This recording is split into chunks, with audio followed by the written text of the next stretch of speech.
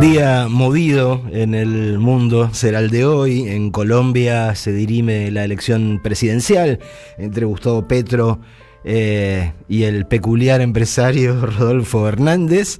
En Francia se da la segunda vuelta entre Macron y Mélenchon, el representante de la izquierda, para ver quién se queda con la mayoría absoluta en la Asamblea Nacional. La izquierda insumisa. La izquierda insumisa, exactamente. Pero también pasan otro tipo de cosas hoy formalmente aquí y en muchos otros lugares también. Este es el Día del Padre. Feliz Día del Padre, Horacio Berbisky. Gracias. Feliz Día del Padre, Marcelo. Muchas gracias. Feliz Día del Padre para el compañero de Manuela, el coautor de La Criatura. Gracias en su nombre. Feliz cumpleaños para Guille Krieger, que es nuestro productor, que hoy no está, pero que nos consta que es padre también de una criatura. Padre enamorado de su bebé. Y bueno, eso se supone que viene... No, pero no todos. No, es cierto. Por eso a mí habla del bebé y se le deshace la cara.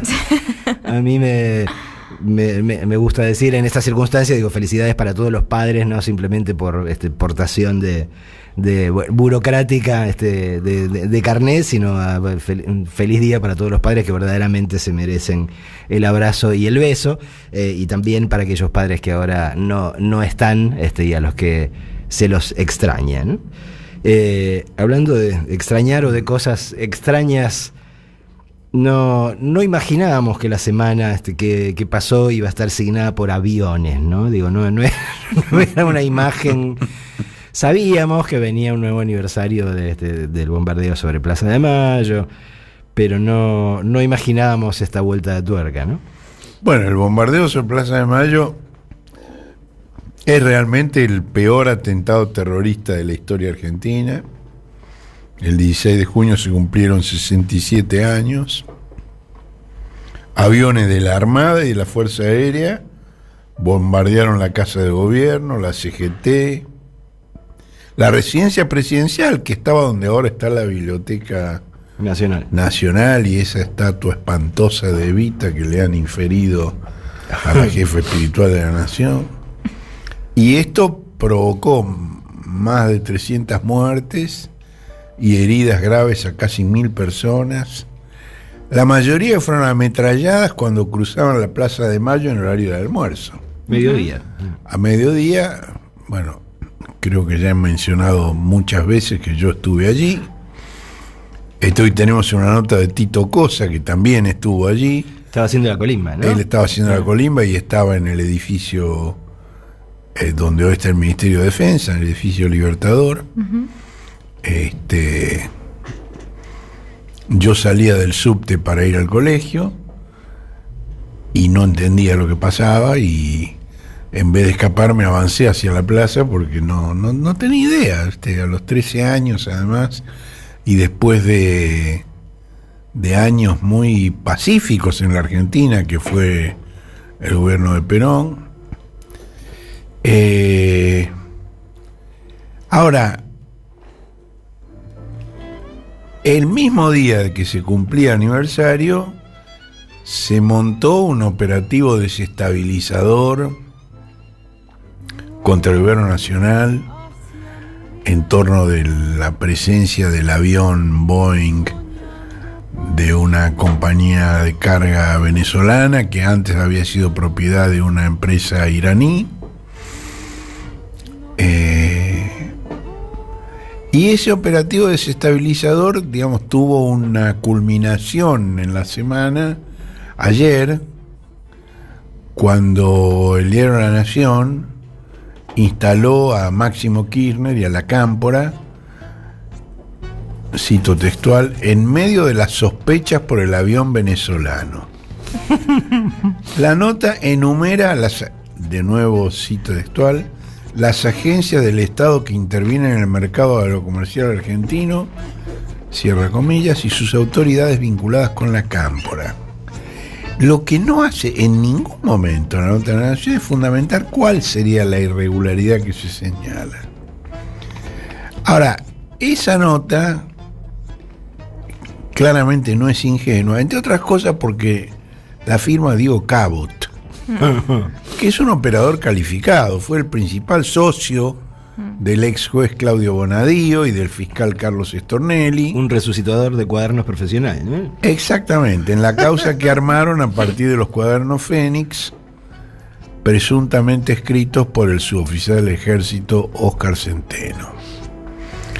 Ahora, esto creo que hemos mencionado la semana pasada, que debieron pasar 4 años después del escándalo para que un juez ordenara el peritaje caligráfico de 3 de esos cuadernos, sobre cuya autoría el propio suboficial Centeno intenta tomar distancia.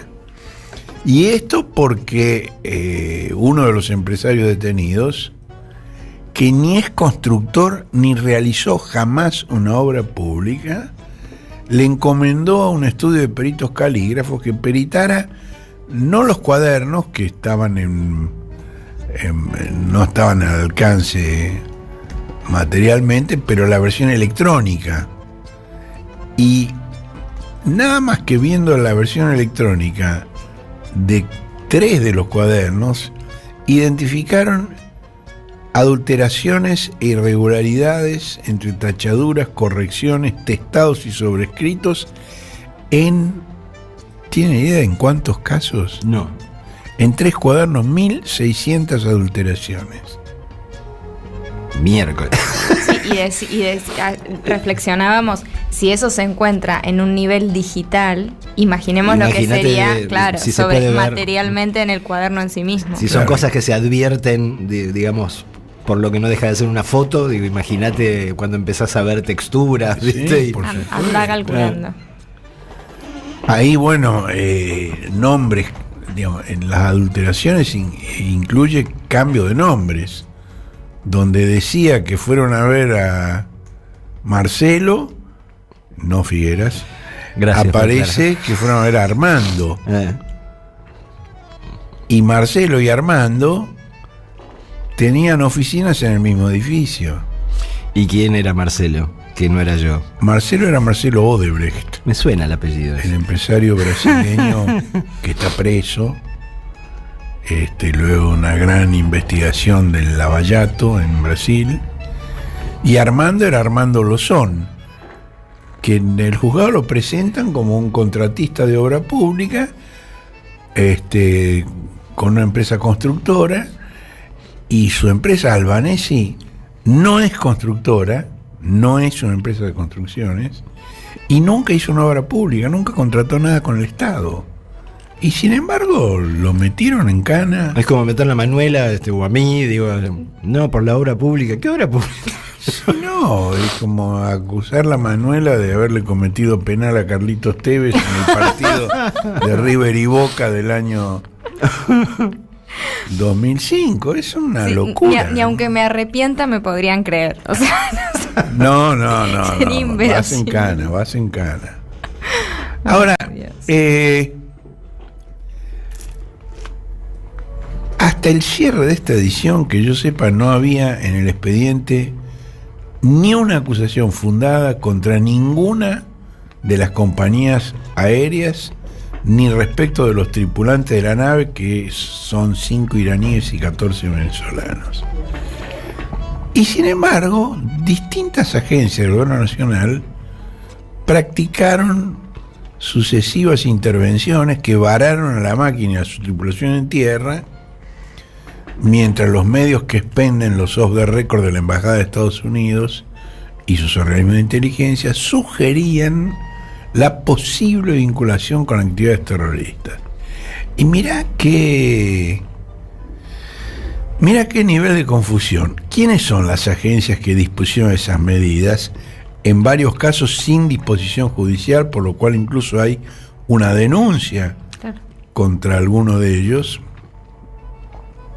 Son justamente las que Cabot incrimina en su panfleto, presuntamente por no haber hecho nada, cuando sí hicieron más de lo que le correspondía, que son la ANAC, la EANA, Migraciones y la Policía de Seguridad Aeroportuaria.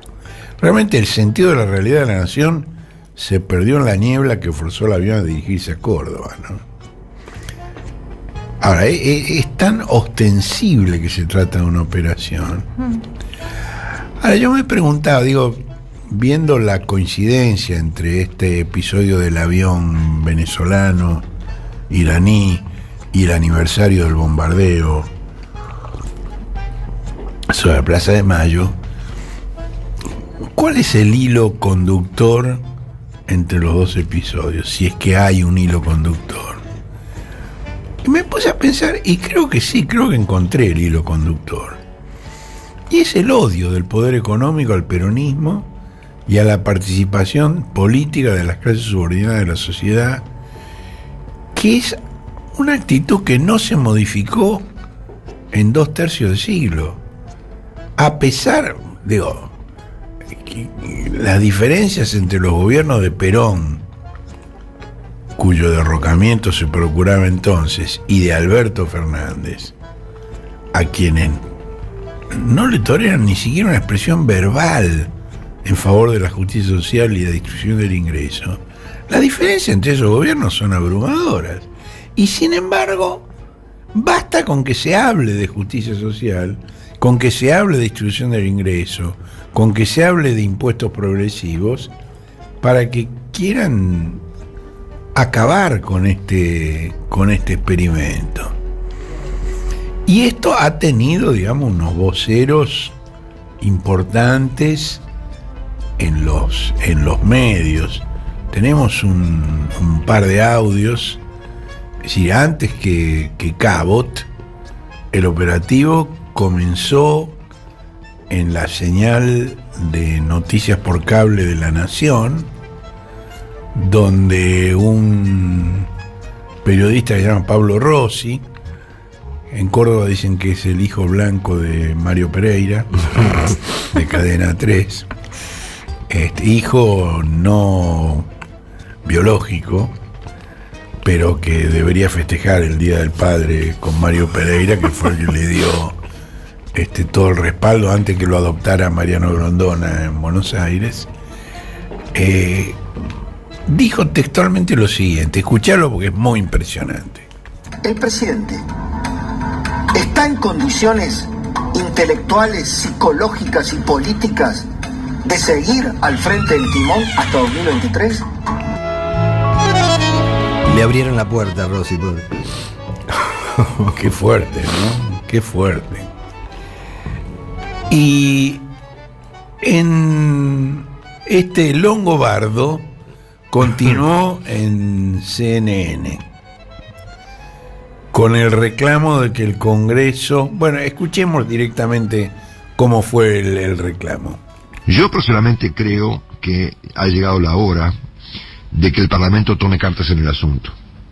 ¿Bajo qué procedimiento? Bueno, no sé, presumo que hay varios, ¿no es cierto? Para empezar a conversar, creando alguna clase de grupo entre oficialistas y opositores, y tome cartas en el asunto, fuera de la señora Kirchner y fuera del presidente Fernández. Es decir, que finalmente el Parlamento se ponga las pilas y procure designar a un jefe de gabinete con respaldo parlamentario que se haga cargo de semejante catástrofe. Qué bárbaro, ¿no? ¿Vas a pasar el otro audio? El del homenaje involuntario del Longobardo. Es muy lindo el homenaje que nos hizo. Dale. En una administración económica que no puede emprender un gasoducto. Un gasoducto. No te digo un cohete a la luna, una operación, no, un gasoducto. Obviamente rondamos la cabeza del Longobardo. Es fantástico. Ahora, uno se ríe, pero... No, es tremendo, ¿no? Sobre todo porque, bueno, vos estás hablando de esta operación, pero también hubo una operación desde el terreno de lo económico en los últimos 10 días, ¿no? Entonces, digamos, están tratando de bombardear económicamente lo que ya está complicado en términos de la situación en la cotidiana. Están inventando esta historia, porque la verdad que esta historia es un disparate increíble. Entonces, hay un artículo excelente de Alfredo Zayat hoy, el plan Cavallo, claro. Que explica, sí, la idea, digamos, de generar un caos tal que finalmente se reciba con alivio la aplicación de medidas horribles, de reformas previsionales, laborales. Con lo cual, digamos, esto indica una especie de salto de pantalla, digo, porque vos más de una vez has mencionado las declaraciones del humorista profesional Luis Juez, bueno, cuando dice que en todo lo que es el Congreso, el único plan que tienen es boicotear, no dejarlos bloquear. Pero esto ya es otra cosa, digo, esto ya no es solo no dejarlos gobernar, esto es patear el tablero, claramente. Sí, ¿no? patear el tablero y echarlos. Y ahí Longobardi dice claramente, sin Alberto y sin Cristina, ¿no? Uh-huh. Yo no creo que esto tenga posibilidad de ocurrir. Además, el caos Cavallo requiere del cierre del financiamiento por parte del Fondo Monetario Internacional. Y esto por ahora no se ve en el horizonte. Ahora, no hay que descartar que aparezca alrededor de marzo, cuando se abra realmente la temporada electoral, y en ese caso sí, digamos, la situación sería caótico-cabalista, ¿no? Ahora, esta operación, que es claramente una operación de inteligencia, tampoco se puede descartar que apunte también contra el presidente de Estados Unidos, Joseph Biden.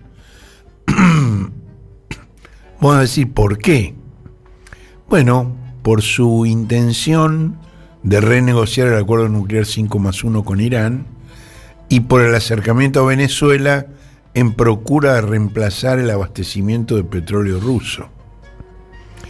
Y en estos días la tensión entre Israel e Irán creció a raíz del asesinato por 2 motociclistas en Teherán de un coronel de la Guardia Revolucionaria Quds, Hassan Sayyad Kodai, y la detención de miembros de una red israelí de inteligencia acusados por el crimen. Ahora, vos me decís, bueno, pero agencias de inteligencia de Estados Unidos conspirando contra Biden. Bueno, hay un clivaje entre la legalidad institucional y las actividades clandestinas que tiende a acentuarse cuando gobiernan los demócratas y que incluye zancadillas recíprocas entre demócratas y republicanos. Y no quiero que esto sea una afirmación en el aire, quiero dar ejemplos concretos. 1. En diciembre del 97 se desclasificaron documentos secretos del Pentágono, un documento firmado por el jefe de Estado Mayor Conjunto de las Fuerzas Armadas en octubre del 63, el general Maxwell Taylor. Decía ese documento que el presidente John Kennedy ordenó retirar antes de 1965 los 16.000 asesores norteamericanos estacionados en Vietnam. Y los primeros 1.000 debían salir de Vietnam en diciembre de 1963. Pero... ¿qué pasó antes? Y el 22 de noviembre de ese año asesinaron al presidente Kennedy. Es decir, cuando gobiernan los demócratas, el establishment de inteligencia y seguridad, que está muy vinculado con los republicanos, enloquece. Segundo caso, Jimmy Carter en la presidencia. El respeto a los derechos humanos, eje de su política exterior. Bueno, los organismos de seguridad e inteligencia de Estados Unidos actuaron en forma autónoma. Uh-huh. Y, por ejemplo, entre otras cosas, reclutaron a militares argentinos para organizar un ejército de contras en Centroamérica que trasplantó a esa región las prácticas del terrorismo de Estado que la dictadura argentina venía aplicando desde 1976. Por cierto, este episodio contó con el financiamiento de un grupo de empresarios y banqueros que pagaron el viaje y los gastos de quienes vinieron a formarse en el batallón de inteligencia 601. Entre ellos, tatán, empresarios que pusieron plata para financiar la exportación del know-how de los militares argentinos en materia de secuestro, tortura y desaparición. Franco Macri y Ricardo Mansueto Sin. Ajá. Esto yo lo conté en mi libro Malvinas, la última batalla de la Tercera Guerra Mundial, señalando las fuentes y cómo lo supe. Tercer episodio, 1999, juicio político al presidente demócrata Bill Clinton por los usos del cigarro en el despacho Oval. Todos sabemos que fue absuelto, pero digamos, fue un bochorno, digamos, una exposición terrible de la intimidad. En represalia, al año siguiente, este gobierno demócrata de Clinton desclasificó los documentos secretos que probaban la intervención del expresidente Nixon, republicano, y de su asesor Henry Kissinger, republicano, en el golpe de Pinochet en Chile. Cuarto ejemplo. En 2015, Barack Obama negoció un tratado de desnuclearización con Irán, del que también participaron Alemania, Francia, Inglaterra, Rusia y China. Esto consistió en que Estados Unidos levantaba las sanciones contra Irán, sanciones económicas que eran muy duras, a cambio de que la República Islámica renunciara a un desarrollo nuclear autónomo que pudiera conducir a la producción de armas atómicas. Bueno, en ese momento, la oposición republicana invitó al primer ministro israelí Benjamin Netanyahu a Estados Unidos, y Netanyahu pronunció un discurso incendiario contra el presidente Obama en el Capitolio, cosa que no tiene precedente. Netanyahu habla inglés perfecto porque o nació en Estados Unidos o es hijo de norteamericanos, no me acuerdo cuál, pero habla perfecto inglés y se maneja como pez en el agua entre la derecha estadounidense. Bueno, cuando terminó el gobierno de Obama y asumió Donald Trump, denunció el acuerdo. Y Biden, que esta semana visitó la región, plantea la posibilidad de reponer el acuerdo, a lo cual obviamente se opone Israel, que está todo el tiempo presionando a Estados Unidos para que tense la cuerda con la República Islámica de Irán. ¿Podríamos decir que la bicicleta de Biden se la tunearon los republicanos? Digo. No, bueno, tampoco hay que... No se puede nunca subestimar. No, este hombre... las debilidades. La capacidad de cierta gente para dispararse en los pies en estas temporadas de la historia mundial es muy notable. Pero yo no sé si algo así se viralizaría con cualquier presidente estadounidense. Sí. Con cualquiera, yo creo que con alguno no habríamos llegado tan rápido a esa imagen. Ahora sí, Nixon, digamos, bueno, hoy en día redes. Con Nixon pasó de todo. Con Gerald Ford decían que no podía al mismo tiempo caminar y mascar chicle. Una vez se cayó bajando de la escalerilla de un avión y también tuvo... No, me acuerdo de muchos episodios de ese tipo, ¿no? Ahora, uno de los argumentos de Israel para oponerse a cualquier acuerdo con Irán es que la Agencia Internacional de Energía Atómica, que dirige un argentino, Rafael Grossi, declaró haber encontrado trazas de uranio enriquecido en uno de los sitios nucleares de Irán. Y Grossi se quejó de que Irán había desconectado 2 cámaras de la agencia, lo cual mengua su capacidad de monitoreo.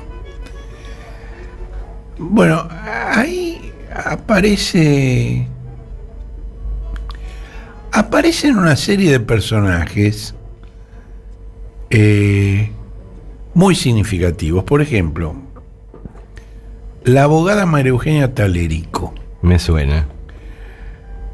Talerico fue subdirectora de la Unidad de Información Financiera durante el gobierno de Macri, a pesar de que en la actividad privada había defendido ante la UIF al Banco de Hong Kong y Shanghái, HSBC, por acusaciones de lavado de dinero.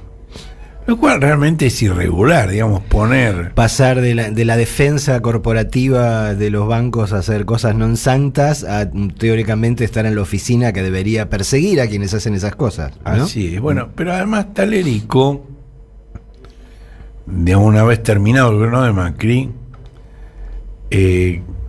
creó una agrupación que se llama Será Justicia, que organiza banderazos denunciando la impunidad del kirchnerismo y los intentos de copar la justicia, e hizo lobby en Estados Unidos para que el Fondo Monetario no renegociara la deuda con la Argentina, y es una participante habitual en coloquios y seminarios organizados en Miami por entidades abastecidas por la CIA y por el Comando Sur.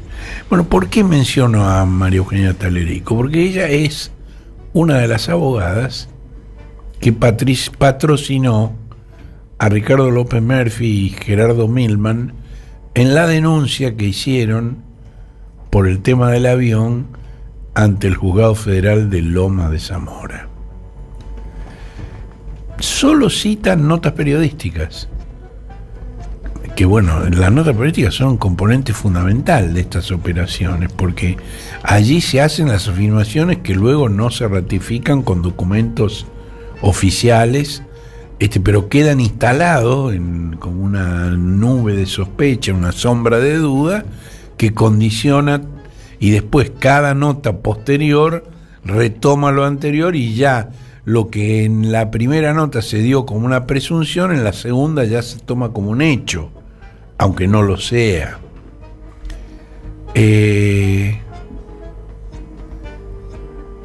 Eso es lo mismo que ocurrió cuando apareció muerto el fiscal Nisman, después de denunciar a Cristina por presunto encubrimiento del atentado contra la sede de la DAIA, a raíz del memorándum de entendimiento que había firmado con Irán.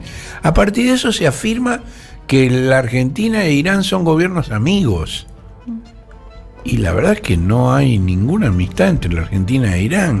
Y el memorándum de entendimiento no fue para hacerse amigos, sino para buscar un mecanismo torpe, mal pensado, mal concebido, pero para buscar un mecanismo que permitiera el juicio a los acusados por el atentado contra la DAIA, no para ser amigos.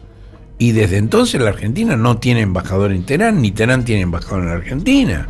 Han rebajado el nivel de la representación, pero queda instalado que son gobiernos amigos. Bueno, la denuncia va dirigida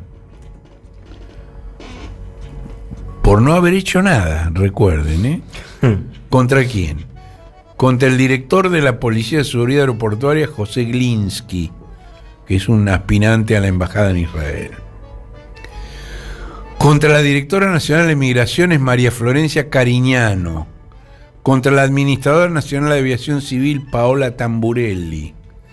Contra la presidenta de la empresa argentina de aviación aérea, Gabriela Logato. Y contra la ahora ex directora general de aduanas, pues acaba de ser reemplazada, Silvia Brunilda Traverso, por haber permitido ingresar al avión con un manifiesto de vuelo irregular y el transponder apagado. Ahora, nada de eso es cierto. Logato desmintió con datos oficiales que el transponder haya sido apagado. El transponder es un instrumental del avión que que permite su rastreo por los radares en tierra. Si apagás el transponder, el avión es invisible para los radares.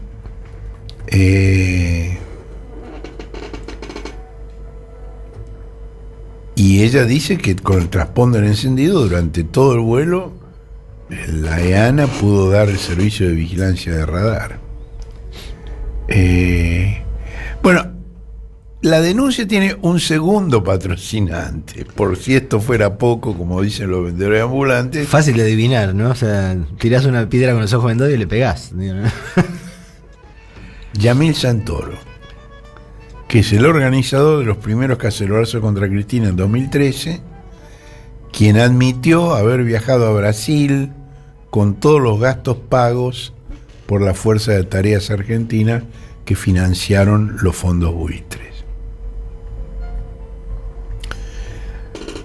Bueno, el juez Federico Villena secuestró el avión, allanó el hotel donde se alojaban los tripulantes y, pese a que está declarado el secreto del sumario, proveyó a la prensa información y fotos de los procedimientos. Dos de esos medios, Infoembe y La Nación, no tuvieron empacho en publicar esas fotos con sellos que reivindican su exclusividad. Es decir, es una confesión de que son parte del operativo. Si está bajo secreto del sumario, ¿cómo estuvieron ahí en el momento de allanamiento y sacaron las fotos? Es decir, los llevó el juez, obviamente. Y es la misma combinación perversa que en la causa de los cuadernos Fénix entablaron Cabot, Stornelli y Bonadío. Es lo mismo. Sí, ay, perdón que te interrumpí. No, por favor. No, es que estoy pensando hace minutos y minutos que la manera en que se retroalimentan la justicia y los medios es tan obscena, porque la primera nota puede realmente no tener ningún asidero en la realidad, pero a partir de ahí, cuando se hace una denuncia tomando esa nota, ya la siguiente nota habla de la denuncia, que efectivamente ocurrió. Entonces así se va construyendo como una mamushka y llega un punto en el que no se sabe si hubo o no un origen cierto y eso pierde relevancia. Sí, esto suele ocurrir en las causas en las que interviene Federico Villena, que es otro especialista en ese tema, es un discípulo aventajado del juez Bonadío, ¿no? Claro, sí. Ahora, según quien sea el funcionario que hable sobre el tema, siempre en off the record, varía el organismo de inteligencia que habría alertado sobre el avión y sus tripulantes. Hay quienes afirman sin lugar a dudas que fue el Mossad israelí. Otros dicen que fue la CIA estadounidense. Y también se atribuye el soplo a la DEA. Por ese lado va el presidente de la Cámara de Diputados, Sergio Massa, quien dijo públicamente que la oposición trataba de ocultar que el avión acababa de transportar un cargamento de cigarrillos de un político paraguayo amigo de Macri hasta la posición holandesa de Aruba. Un indicio muy sospechoso sobre ese vuelo, que no tiene que ver con este vuelo a Buenos Aires, es que el valor declarado del cargamento de cigarrillos era de $750.000 y el costo del flete fue de $300.000, lo cual parece poco económico, ¿no? Y además, hace 2 semanas, el organismo antilavado de Paraguay denunció ante el Ministerio Público de Paraguay al expresidente de Paraguay, Horacio Cartes, que es el amigo de Macri, por contrabando y lavado de activos. Yo estuve preguntando, bueno, pero ¿y por qué el aviso, la alerta, se la dieron a Paraguay? Y la respuesta que obtuve es que se trata de una ayuda de Biden al presidente Mario Abdo Benítez, quien dentro de 6 meses va a disputar con Cartes la conducción del Partido Colorado. Y copia del informe que menciona transferencias desde empresas de Cartes a personas investigadas por narcotráfico fue remitida al Tesoro de Estados Unidos. Bueno, Villena también secuestró los celulares de los tripulantes y encomendó su peritaje a la policía porteña.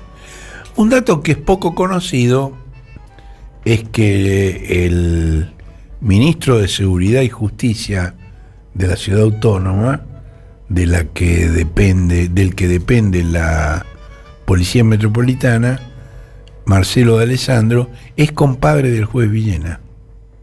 Ha apadrinado a sus hijos.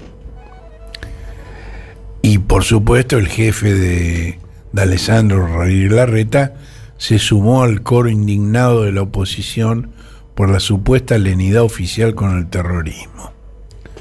Bueno, el juez rechazó un habeas corpus que presentaron los tripulantes con una respuesta formalmente correcta. No hay ninguna alerta, ninguna restricción en contra de ellos. Pero el derecho creativo al abonadío lo llevó a inmediatamente abrir una causa penal. Ahora, ¿con qué sustento? Ninguno. Si justamente está diciendo que no hay nada en contra de ellos, ¿por qué abre una causa penal? Ahora, Villena, que es muy rápido, pero no tiene un pelo de tonto, se dio cuenta que estaba pisando en falso y que necesitaba alguien que sostuviera esa causa que él había inventado, e inmediatamente aparece la Daya. Me asustaste, pensé que ibas a decir que le pidió a Cabot que hiciera aparecer cuadernos escritos en iraní o algo por el estilo. No, los oficiales del ejército argentino no escriben en farsi. Bueno, acuérdense, el presidente de la Daya, Jorge Knoblovich, fue uno de los actores más destacados en el show contra el gobierno argentino de la década pasada por los fondos buitre a partir del caso Nisman. Ahora, bueno, entonces la Daya se presenta como querellante y le da a Villena el sustento que no tenía. Es decir, se invierte en la cronología lógica. Primero tiene que haber una denuncia y un querellante y después una causa. No, aquí hay una causa antes. Está todo es tan chapucero. Ahora, yo menciono a Nisman y el memorando de entendimiento con Irán y toda esa historia, entre otras cosas porque reaparecen ahora muchos actores de aquella representación. Por ejemplo, ¿se acuerdan de Damián Pachter? Otro pseudo periodista, ¿no? Bueno, el 18 de enero del 15 informó en las redes sociales que había aparecido el cuerpo de Nisman en un charco de sangre en el baño de su departamento, cosa que había sucedido 2 horas antes. Y luego se fue de raja a Israel alegando que había sido amenazado. Su abogado ante la Comisión Interamericana de Derechos Humanos, donde pidió protección y medidas cautelares, muy suelto de cuerpo dijo que Pachter fue entrenado durante 3 años por el ejército israelí para actuar en situaciones extraordinarias. Y a los compañeros de trabajo en el Buenos Aires Herald les había dicho que había sido vocero del ejército israelí.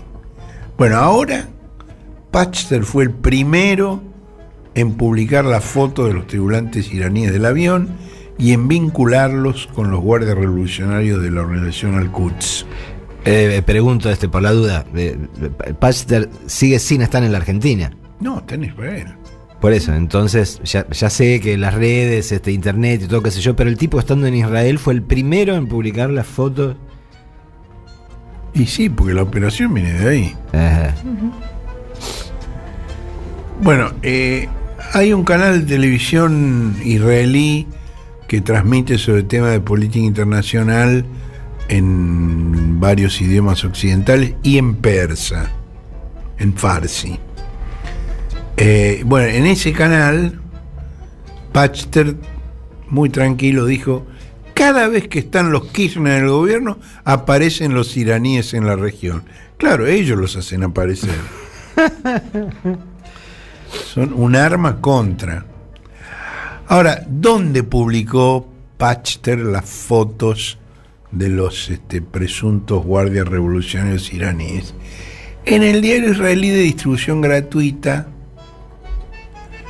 Israel Hayom. Bueno, ese diario era propiedad del magnate del juego Sheldon Adelson, propietario de casinos en Las Vegas y uno de los hombres más ricos del mundo, que fue financista de las campañas políticas de Trump en Estados Unidos y de Netanyahu en Israel. Además era socio del fondo buitre Elliott de Paul Singer y fue uno de los patrocinantes de la Fuerza de Tareas Argentinas, que ustedes se acuerdan, para presionar el pago a los fondos buitre, lanzaron una campaña internacional vinculando a Cristina con el entonces gobernante iraní Mahmoud Ahmadinejad. Un amigo de la Argentina, va. ¿Sabes lo que me llevó a aprender a pronunciar ese nombre? Habíamos hecho una apuesta con Jorge Tayán a ver quién lo aprendía antes. ¿Y quién ganó? No me acuerdo. No, él aprendió también, pero nos costaba muchísimo. De ahora uno ya lo dice de corrido, pero... Bueno, Adelson murió el año pasado, pero su esposa Miriam, que es considerada la persona más rica de Israel con un patrimonio de $38.000 millones, Dios mío, fortaleció los vínculos con el actual primer ministro Naftali Bennett, que había sido a su vez ministro de Netanyahu y que está a la derecha de Netanyahu, si eso es posible, con quien comparte una obsesión con Irán. Bueno, no sé si ustedes se acuerdan que yo publiqué en 2015 una planilla con los pagos que Adelson le hizo a Nisman, sí, por casi $300.000, con transferencias desde Israel Hayom, el diario de Adelson, a Nisman, entre 2010 y 2014, a una cuenta en el Banco Apoalim de la ciudad de Colonia, en la República Oriental del Uruguay. Nisman nunca declaró esos fondos y los ejecutivos del grupo periodístico lo justificaron como honorarios por conferencias, de las cuales no hay ninguna constancia que Nisman haya dado tales conferencias. $282.000 por conferencias. No, en total. Por eso... No se sabe por cuántas conferencias. Por eso, o la conferencia de Nisman cotizaba en oro, o debería, sí, haber dado una tonelada de conferencias de las cuales no hay... Más que las de Clinton, ¿no?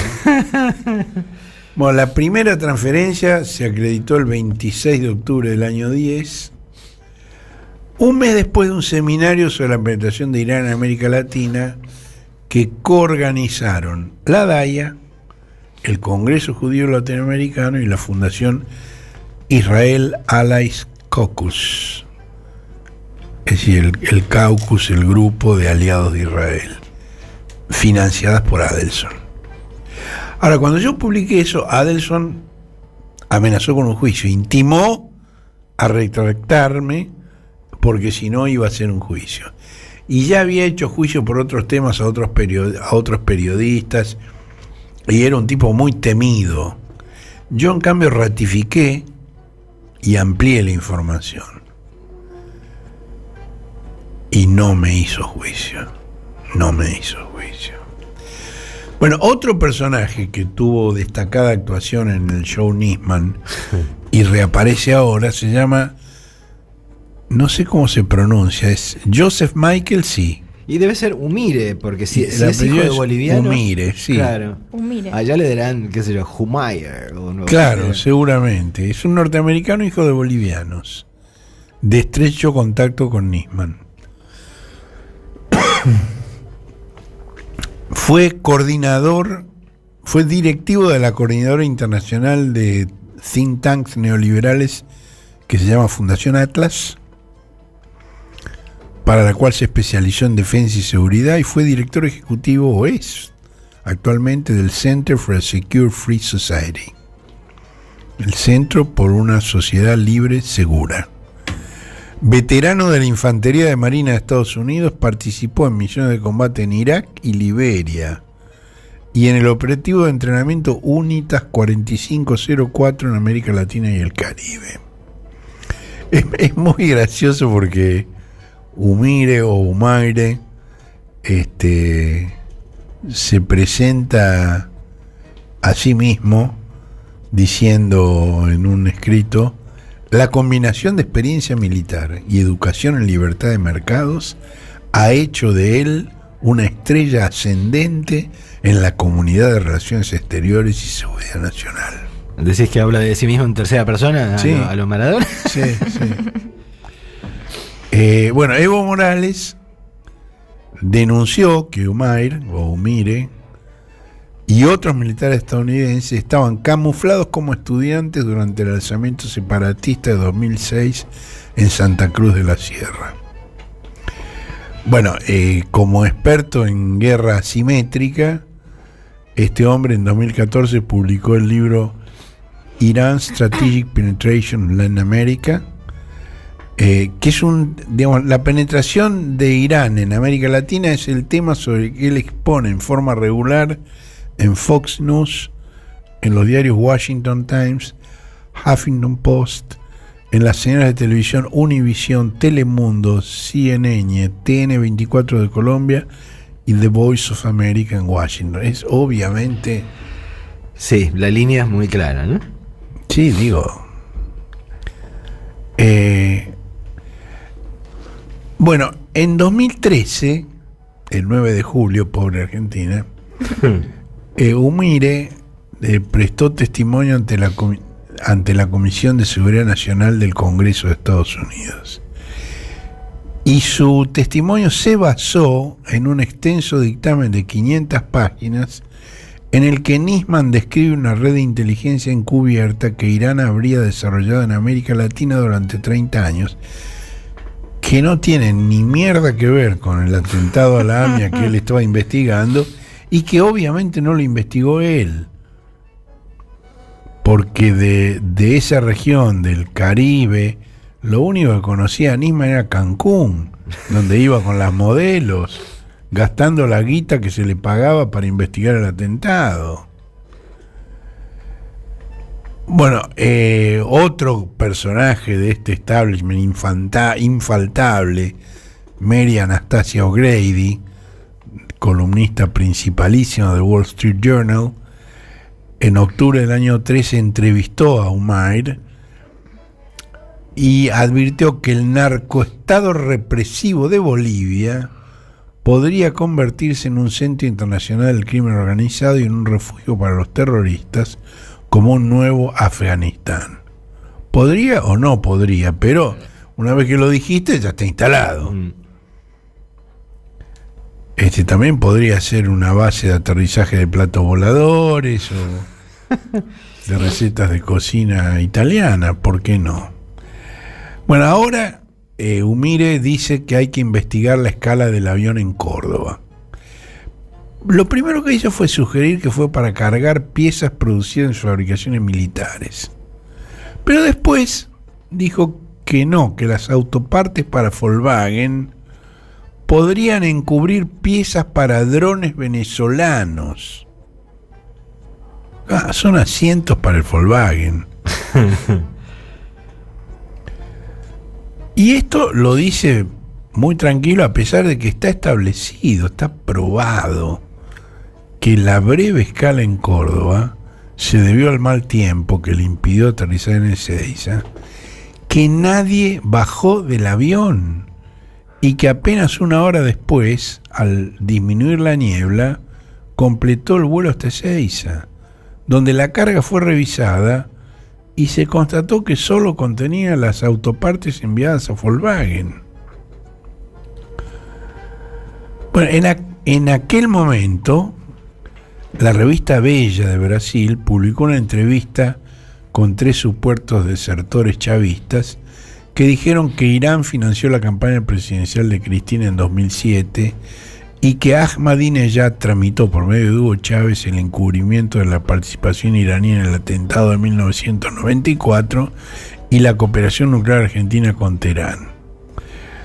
Cartón lleno, 4 días después, Humire cita la nota de Bella. Sí, así se va construyendo, ladrillo sobre ladrillo, digamos.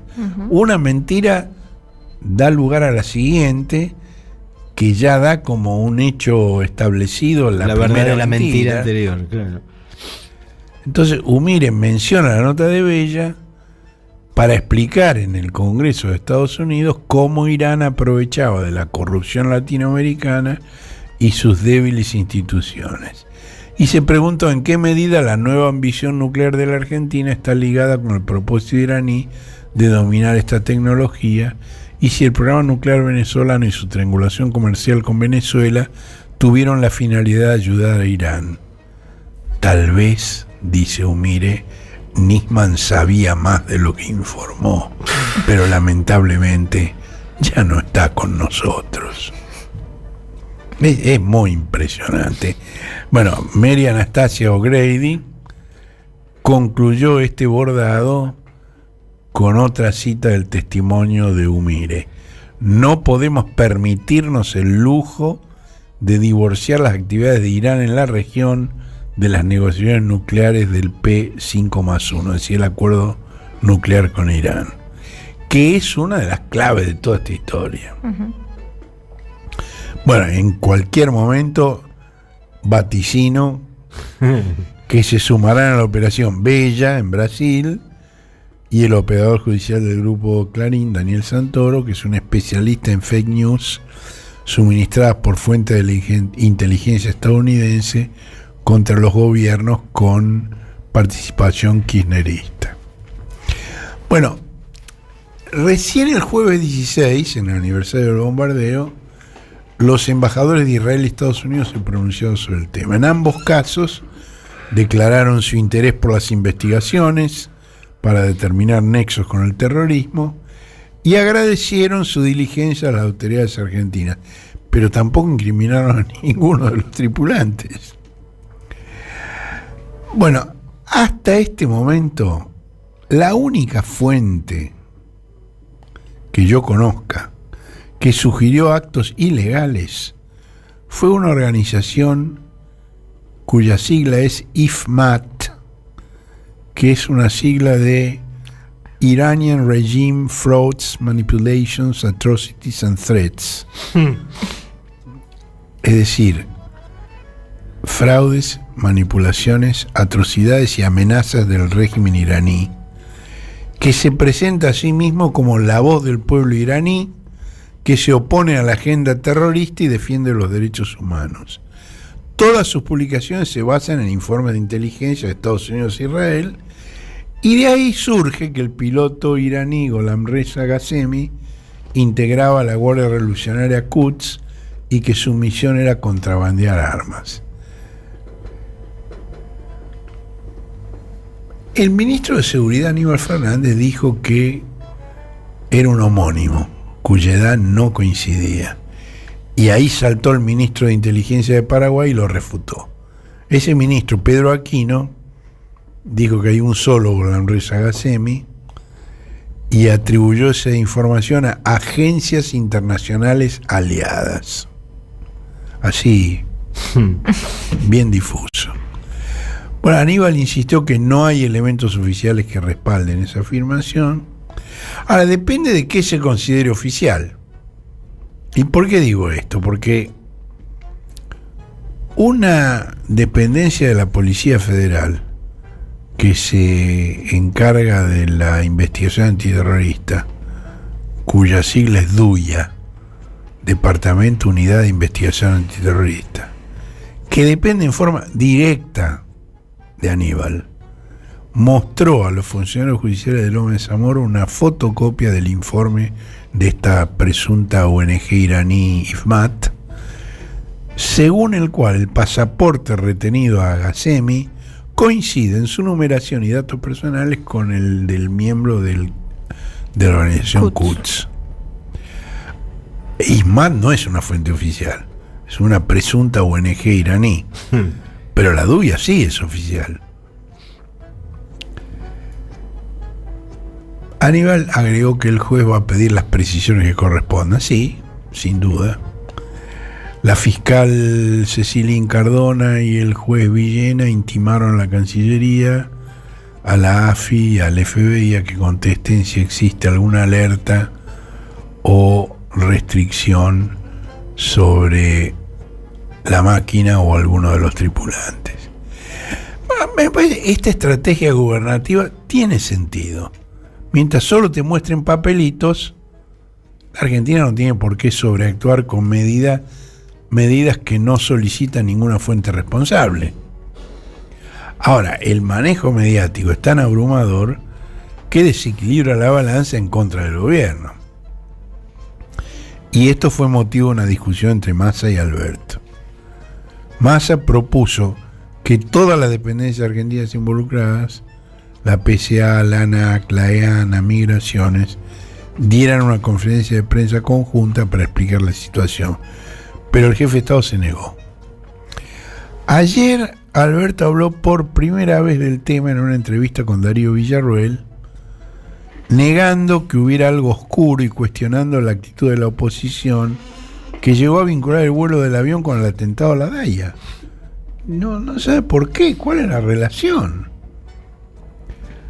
Bueno, en su edición de hoy, Clarín dice que la Mossad había advertido a la AFI sobre la existencia de 2 empresas de aviación de carga venezolanas y iraníes que realizarían viajes en la región teniendo como base operativa el aeropuerto de Caracas, y una de ellas es Emtrasur, la del avión varado en Ezeiza.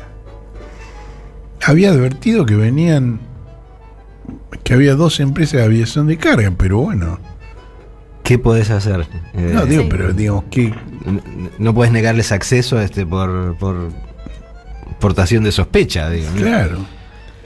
Y al mismo tiempo Infoemba también hoy sostiene que el FBI ya respondió que el piloto Ghassemi es un terrorista que pertenece a la Guardia Revolucionaria Islámica de Irán. Bueno, vamos a ver qué va a hacer el juez Villena. Villena es de esos que se mojan el dedo y lo levantan para detectar la dirección del viento político. Está sometido a juicio político por una denuncia de la fiscal Incardona. Tiene 2 denuncias, una vinculada con la devolución de $500.000 que habían sido secuestrados en un procedimiento en casa de la hija de Hugo Moyano, y la otra por la adquisición injustificada de una casa, de acuerdo con datos suministrados por la Procelac. La casa está valuada en $800.000. Villena la escrituró por la mitad. La justificó con préstamos de cooperativas, mecanismo típico del lavado de dinero. El apoderado del vendedor es esposo de la secretaria de Villena. Y 3 meses antes de la operación llegaban a la casa paquetes de Mercado Libre a nombre de Villena. Bueno, el Mercado Libre y anticipatorio. Sí. No libre de sospecha. El instructor del caso es el diputado cambiante Pablo Tonelli. Y es obvio que Villena quiere quedar bien con Cambiemos. El cohete a la luna radio. Un desplazamiento estelar con Horacio Berbitsky, Manuela Iriani y Marcelo Figueras. Domingos de 9 a 11 por la 530.